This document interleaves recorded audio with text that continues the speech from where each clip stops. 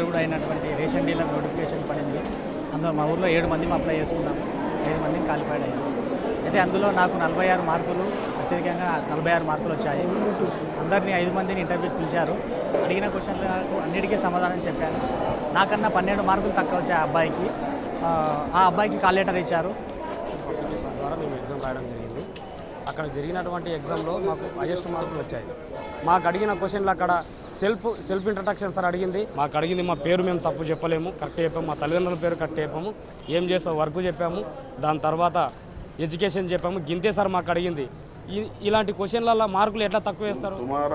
ఇద్దరే క్వాలిఫికేషన్ అయింది, ఒకటి ఓసీ ఒకటి ఎస్సీ. అందులో వాళ్ళకు 38 మార్క్స్ వచ్చినాయి, మాకు 51 మార్క్స్ వచ్చినాయి. ఇంటర్వ్యూ కూడా అక్కడ ఏం పెద్దగా క్వశ్చన్స్ చేయలేదు. ఫ్యామిలీ బ్యాక్గ్రౌండ్, మీ గవర్నర్ ఎవరు అనేది ఇంతే అడిగారు. మీ భర్త ఎలాంటి ఫోన్ వాడతారంటే మా భర్త ఐఫోన్ 2 వాడతాడని చెప్పేసింది. ఇంత చిన్న క్వశ్చన్స్ని కూడా ఇంటర్వ్యూలో డిస్క్వాలిఫై చేసి ఎవ్రీ డే 28 డిపోల నుంచి 30 డిపోల వరకు పిలవటం జరుగుతుందండి. డిపోకి 3 నుంచి 5 సెలెక్ట్ అయిన పర్సన్స్ని పిలిచి వాళ్ళు ఇంటర్వ్యూ చేస్తారు.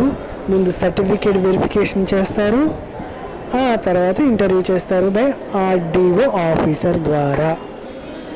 సర్టిఫికేట్ వెరిఫికేషన్లో అన్ని ఒరిజినల్స్ తీసుకెళ్ళాలి, ప్లస్ జిరాక్స్ సెట్ కూడా కావాలి. వాళ్ళు ఒక ఫామ్ తీసుకొని ఆ ఫామ్ ఫిలప్ చేసుకొని మన జిరాక్స్ సెట్ దగ్గర పిన్ చేసి పెట్టుకుంటారు. ఒరిజినల్స్ అన్నీ అక్కడ ఉన్న ఆఫీసర్స్ ఒక 3-4 మెంబర్స్ ఉంటారు, వాళ్ళు సర్వే చేయడం జరుగుతుంది. ఆ తర్వాత ఆర్డీఓ ఆఫీసర్ గారు వస్తే ఇంటర్వ్యూ చేస్తారు ఆఫ్టర్ లంచ్. ఆర్డీఓ ఆఫీసర్ గారు రాలేదంటే పోస్ట్ పోన్ చేస్తారు.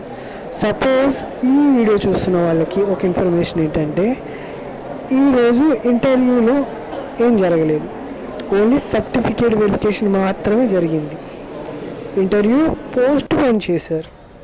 ఆర్డీఓ ఆఫీసర్ రాలేదనో ఇంకా వేరే వగేరా కారణాలు చెప్పి. Most of the jobs are మీకు తెలిసిన విషయం, out, sold out by recommendation. అప్పుడు ఇదే జరుగుతుంది, ఇప్పుడు ఇదే జరుగుతుంది, ఎప్పుడు ఇదే జరిగిద్ది. మీరు ఫస్ట్ వీడియోలో అక్కడ చూస్తుంటే వాళ్ళు మెన్షన్ చేసిన తుమారీ మర్జీ, వాళ్ళిద్దరూ రికమెండెడ్ పార్టీ తరపున, ఏ పార్టీ మరి తెలీదు. తర్వాత ఆ లేడీ ఉన్నారు చూడు, ఆ లేడీ కూడా ఏమని చెప్పమంటావు నాన్న, తను కూడా అట్లాగే ఒక్క జాబ్కి మొత్తం 111 పోస్టులకి 1200 మంది రాస్తే ఇంకెవరు సెలెక్ట్ అవుతారు? Thank you bro.